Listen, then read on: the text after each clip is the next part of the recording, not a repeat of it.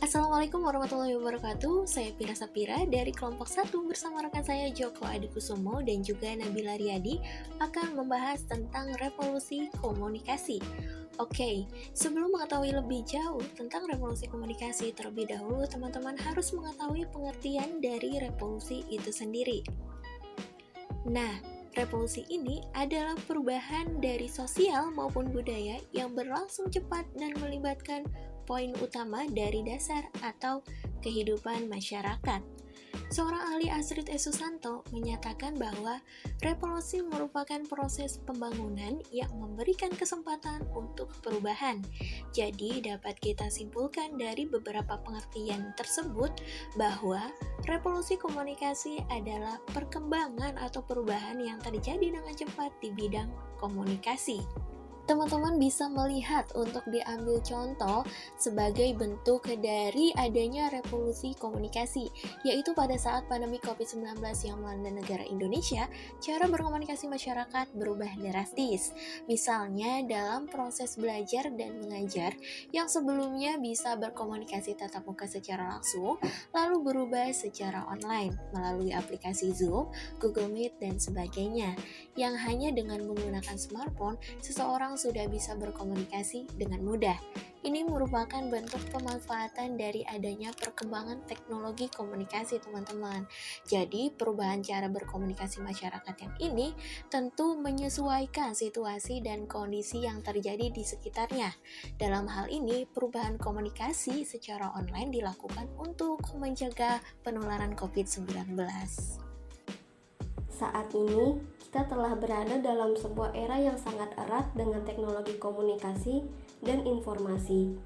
Kemajuan teknologi telah memberikan sumber informasi dan komunikasi yang amat luas dari apa yang telah dimiliki oleh manusia.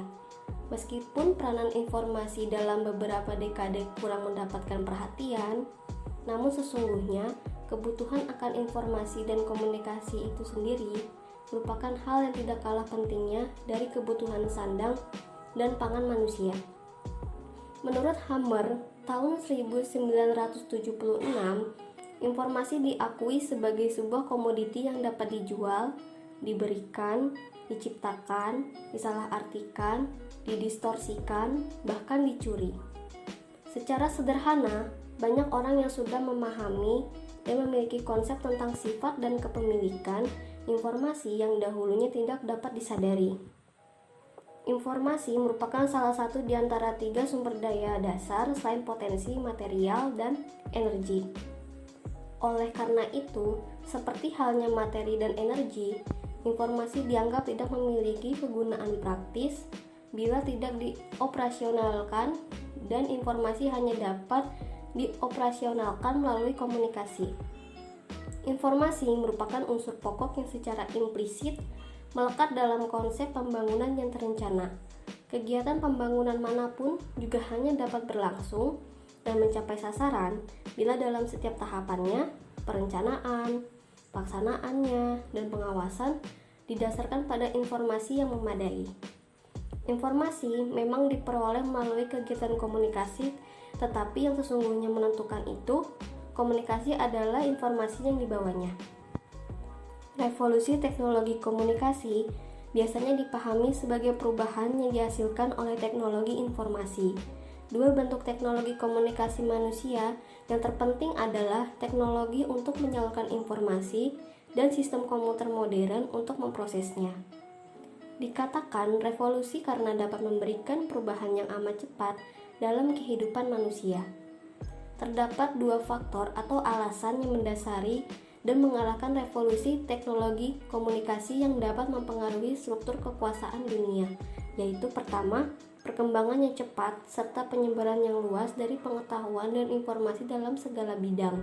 Kedua, peningkatan pentingnya pengetahuan dalam produksi kekayaan serta penurunan relatif dari nilai sumber-sumber material.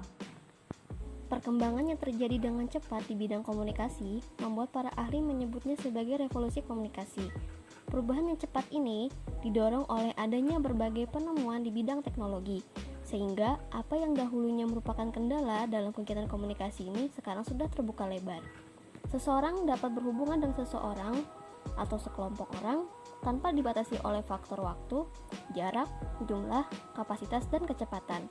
Contohnya, penggunaan satelit dalam komunikasi. Penggunaan teknologi sebagai komunikasi manusia juga banyak dipengaruhi oleh perkembangan ilmu pengetahuan yang lainnya.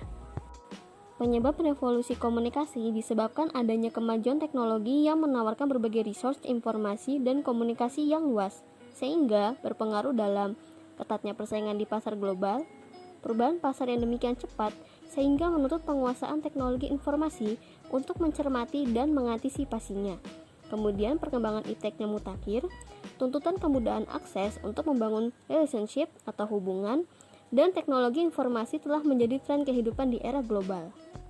Karena berpengaruh dalam berbagai aspek, melahirkan konsekuensi revolusi komunikasi dalam berbagai bidang. Yang pertama ada bidang intelektual. Dengan meninggalkan kebiasaan atau kepercayaan tradisional dan mengambil kebiasaan yang baik. Kedua, ada bidang industri dan kemampuan di medan perang. Yang ketiga, tumbuhnya organisasi sosial dan kehidupan politik. Dan yang terakhir, berpengaruh dalam tata lingkungan. Dampak revolusi komunikasi itu ada dua. Yang pertama itu positif. Adanya teknologi yang semakin canggih, masyarakat merasakan kemudahan komunikasi melalui berbagai media, seperti melalui panggilan, SMS, WhatsApp, Telegram, dan lain sebagainya. Lalu yang kedua itu ada dampak negatif, di mana tidak semua informasi yang disajikan sesuai dengan nilai-nilai dan norma budaya kita. Contohnya, berita hoaks, liputan media menyoroti masalah public figure, dan masih banyak lagi kasus lainnya. Lalu implikasi revolusi komunikasi. Kini, kita sudah memasuki era komunikasi interaktif, di mana ditemukannya berbagai kemajuan teknologi, seperti komputer, satelit, internet, dan lain-lain.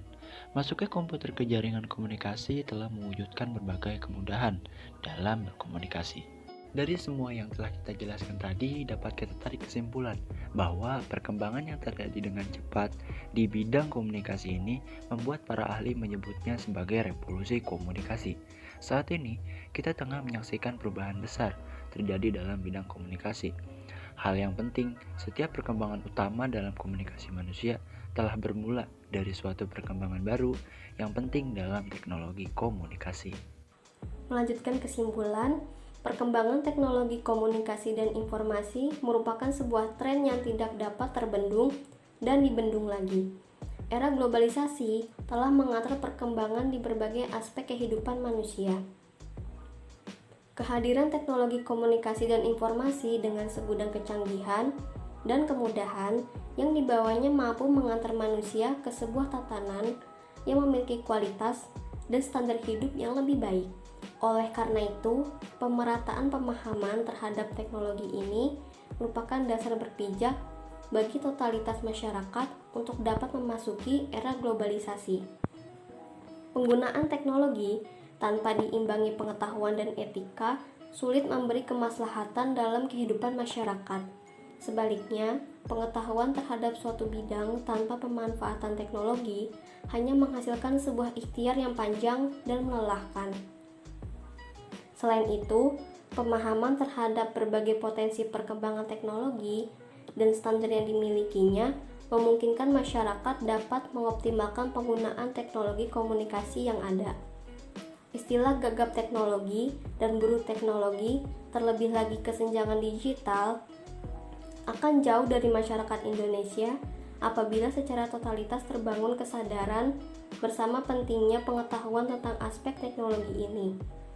Teknologi memang dapat memberi berbagai dampak positif dan negatif, tetapi dengan pemahaman yang paripurna terkait problematika dan dinamika teknologi yang berkembang, maka setiap individu dan masyarakat yang ada di sebuah negara akan menjadi penguasa teknologi dan bukan sebaliknya menjadi masyarakat yang dikuasai dan dikendalikan oleh teknologi. Sekian dari kami, itulah penjelasan dari kelompok 1. Jika ada yang ingin ditanyakan, silakan tulis di kolom komentar. Sekian dari kami, Assalamualaikum warahmatullahi wabarakatuh.